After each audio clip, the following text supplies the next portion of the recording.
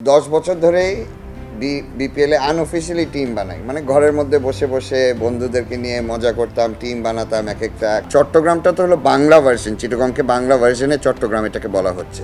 তো আমি ওই ইংরেজি ওই কারণেই চিটাগংটা রেখে দিয়েছি। চিটাগং কিংস নামটি শুনলেই কিছুটা নস্টালজিকও হয়ে যেতে পারেন।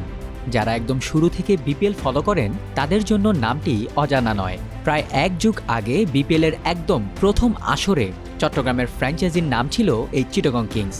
মাত্র 2 আসর খেলে নানা কারণে নিষিদ্ধ হয়ে দেশের একমাত্র এই ফ্র্যাঞ্চাইজি টুর্নামেন্টটি থেকে সরে আসতে হয় এসকিউ স্পোর্টসের মালিকানাধীন ফ্র্যাঞ্চাইজিটিকে। পরবর্তীতে নতুন মালিকানার অধীনে কখনো চিটাগং ভাইকিংস তো কখনো চট্টগ্রাম চ্যালেঞ্জার্স নামে খেলে যেতে থাকে চট্টগ্রাম। 10 বছর পর আবারও বিপিএলে ফিরেছে এসকিউ স্পোর্টস, সঙ্গে ফিরেছে সেই ঐতিহ্যবাহী নাম চিটাগং কিংস। আমাদের অ্যাকচুয়ালি সবসময় পার্টিসিপেট করার ইচ্ছা ছিল, সার্টেন সার্কামস্টান্সেসের জন্য আমরা গত 10 বছর করতে পারিনি যে কোনো কারণে। তো মানে এটা নতুন কোনো ইচ্ছা না, এটা সবসময় ছিল। এবার অপরচুনিটিটা যখন পেয়েছি, কনফার্মেশনটা পেয়েছি, জাস্ট ক্যারি অন করা, আর কিছু না। 2012 সালে বিপিএলের প্রথম আসরে বাজে শুরু করলেও 2013 এর আসরে রানার্স আপ হয় চিটাগং কিংস। কিন্তু এরপর ক্রিকেটারদের পাওনা পারিশ্রমিক সহ নানা কারণে নিষিদ্ধ হয় ফ্র্যাঞ্চাইজিটি। বর্তমানে বিসিবির সঙ্গে সেই ঝামেলা মিটিয়ে নতুনভাবে নতুন আঙ্গিকে বিপিএলে ফিরেছে চিটাগং কিংস। আমাদের ক্লেমটা পাওনা নিয়ে এক্স্যাক্টলি ছিল না, আমাদের কিছু লেনদেনের ব্যাপার ছিল। আমি ওই বছর রানার্স আপ এসেছিলাম, আমার তার আগে কিছু এক্সেস ফ্র্যাঞ্চাইজি ফি দেওয়া হয়েছিল। তো এগুলো নিয়ে একটা নেগোসিয়েশন যেটা কোনো সময় কমপ্লিট হয়নি।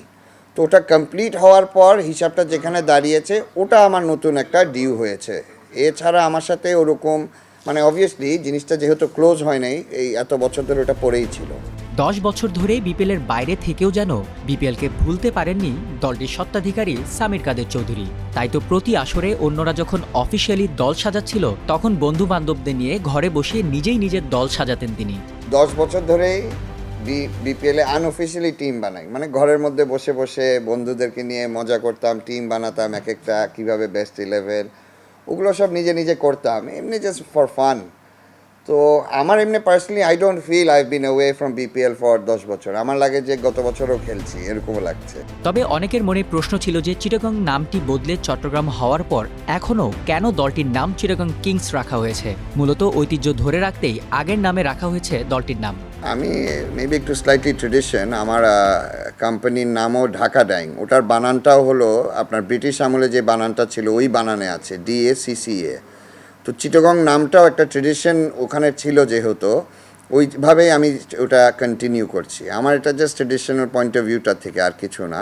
আর চট্টগ্রামটা তো হলো বাংলা ভার্সন, চিটাগংকে বাংলা ভার্সনে চট্টগ্রাম এটাকে বলা হচ্ছে। তো আমি ওই ইংরেজি ওই কারণেই চিটাগংটা রেখে দিয়েছি, যে সেম অ্যাজ ঢাকা ডাইং যেটা কোম্পানি, ওটা স্পেলিংটা এখনও DACCA, ঢাকাটা ওই যেটা ব্রিটিশ আমল থেকে চলতো ওটাই চলছে।